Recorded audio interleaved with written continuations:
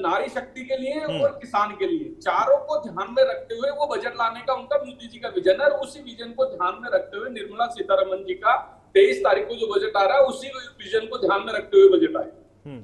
ठीक है, रुतेश जी क्या कहेंगे आप? जो उम्मीदें लगाई जा रही हैं कितनी पूरी हो सकती हैं? मैं तो ये कहना चाहूंगा, जितनी उम्मीदें लगाई जा रही है वो from the point of view income tax, वो डेफिनेटली पूरी हो सकती है। क्योंकि जो एक्सपेक्टेशंस यहाँ पे देखने मिल रहा है कि जो न्यू स्लैब्स रेट्स है वो कहीं ना कहीं 5 लाख से अबव जाएगा। ओल्ड स्कीम में कहीं ना कहीं, जैसे आपने क्वेश्चन किया था, शायद तक करण जी ने उसका उत्तर भी राइट दिया था यहाँ पे।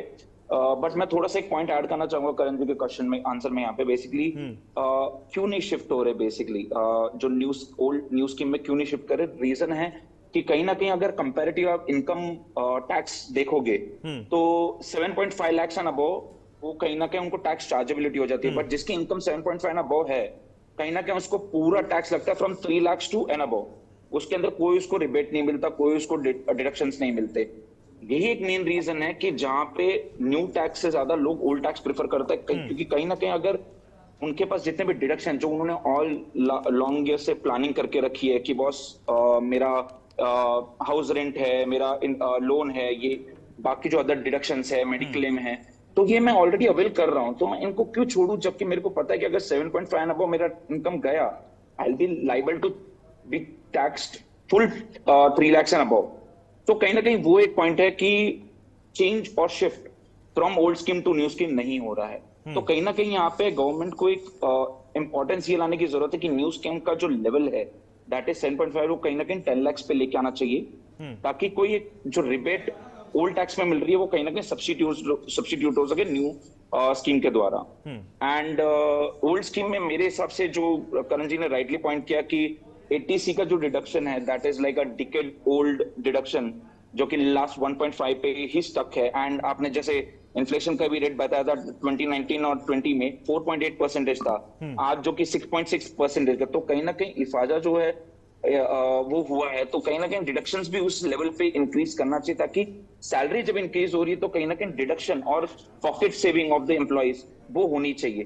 तो यहाँ पे यही सजेशन और ये एक्सपेक्टेशन है कि 1.5 से 2 होना चाहिए कहीं ना कहीं उसका लेवल। एंड जो इंसेंटिव स्कीम चलाई थी कहीं ना कहीं गवर्नमेंट ने, जो कि क्लोज कर दिया 2023 के अंदर from the point of view electronic vehicles, जो कि 80EV के अंदर 1.5 लाख का डिडक्शन मिलता था, वो क्लोज कर दिया गया। तो आई थिंक अगर गवर्नमेंट को बूस्ट करना है फ्रॉम इलेक्ट्रिक व्हीकल्स या ESG पॉइंट ऑफ व्यू में, बिल्कुल बिल्कुल उस पर भी बात करेंगे, उस पर भी बात करेंगे, क्योंकि बेहद महत्वपूर्ण ये बात है कि आखिर पेट्रोल डीजल के जब दाम कम नहीं हो रहे हैं और सरकार ये चाहती है कि आप स्विच करें इलेक्ट्रॉनिक्स पर, आप स्विच करें CNG के, अब और सारे पहलू जो आने लगे हैं, विकल्प आने लगे हैं, उस पर भी आप स्विच करिए, सरकार ये खुद चाहती है।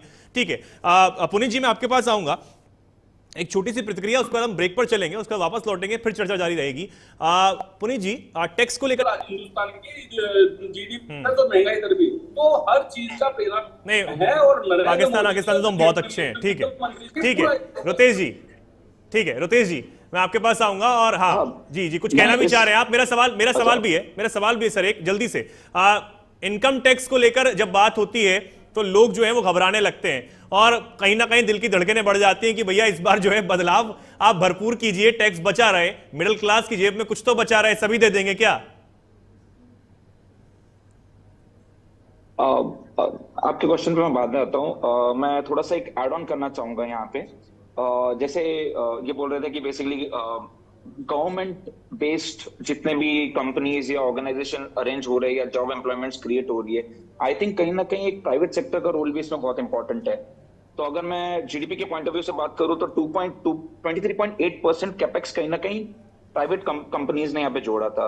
तो आशा है कि बेसिकली कंपनीज, प्राइवेट कंपनीज भी और कहीं ना कहीं इसके अंदर और इन्वॉल्व होगी from in terms of economic growth, because in terms of economic growth ही हमारी जॉब अपॉर्चुनिटी ज्यादा क्रिएट होगी। गवर्नमेंट जितनी जॉब क्रिएट कर सकती है उससे ज्यादा कहीं ना कहीं प्राइवेट सेक्टर यहाँ पे जॉब क्रिएट कर सकती है। तो वो एक पॉइंट है, बिकॉज यहाँ पे कहीं ना कहीं अगर आप कॉर्पोरेट बैलेंस शीट्स देखिए, फाइनेंशियल सेक्टर्स देखिए, तो कहीं ना कहीं सब बैलेंस में चल रहा है, कहीं ना कहीं इंक्रीमेंट फेज में है हम लोग, कहीं डिक्लाइन फेज में नहीं है।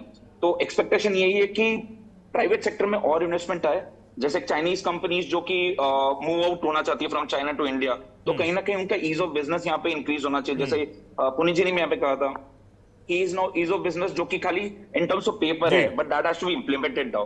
तो जो कि इम्प्लीमेंटेशन नहीं हो रहा है, तो वो इम्प्लीमेंटेशन सबसे ज्यादा नेसेसरी इन टर्म्स ऑफ जो 27 का टारगेट है अपना, इन terms of getting into the third largest economy of the world, तो वो अचीव करने के लिए पॉइंटर्स का कहीं ना कहीं ध्यान रखना पड़ेगा। एंड इनकम टैक्स की अगर मैं बात करूं कि लोग जो घबराते हैं, तो घबराने जैसा ऐसा कुछ है नहीं। अगर आप रूल्स एंड रेगुलेशंस फॉलो करो, राइट डिडक्शंस, राइट इनकम आप डिस्क्लोज करोगे, तो आई थिंक सेविंग्स को लेकर घबराते हैं, सेविंग्स को लेकर चीज का नहीं है कि